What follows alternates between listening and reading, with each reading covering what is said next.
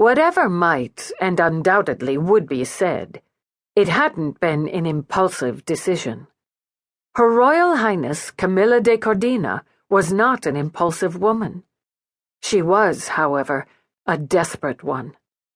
Desperation, she was forced to admit, had been building in her for months. On this hot, sticky, endless June night, it had reached, despite her efforts to deny it, a fever pitch. The wild hive of paparazzi that had swarmed after her when she tried to slip out of the charity gala that evening had been the final straw. Even as security had worked to block them, as she'd managed to slide into her limo with some remnants of dignity, her mind had been screaming, "Let me breathe! For pity's sake, give me some space!"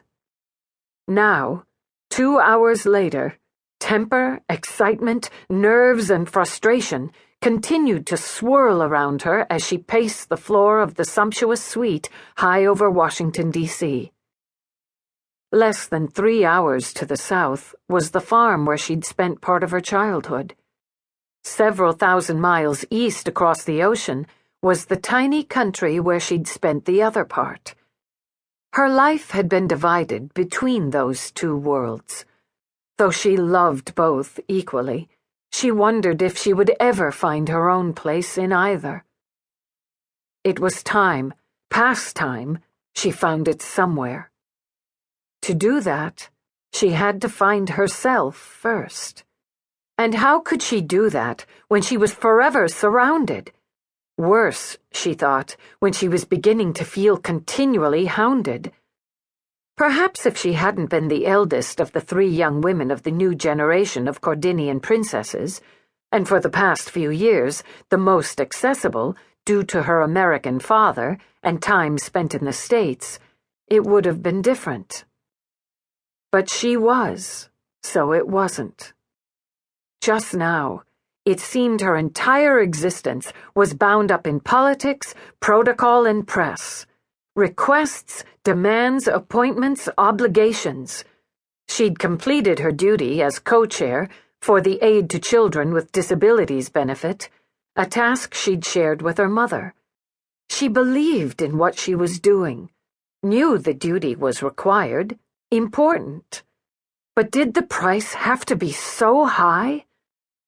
It had taken weeks of organizing and effort, and the pleasure of seeing all that work bear fruit had been spoiled by her own bone-deep weariness.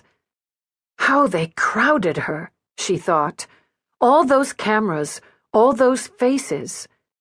Even her family, God love them, seemed to crowd her too much these days. Trying to explain her feelings to her personal assistant seemed disloyal, ungrateful, and impossible. But the assistant was also her oldest and dearest friend.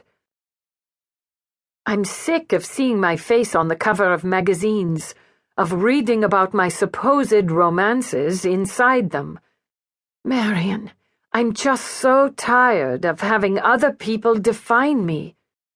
Royalty, beauty, and sex sell magazines. Combine the 3 and you can't print them fast enough."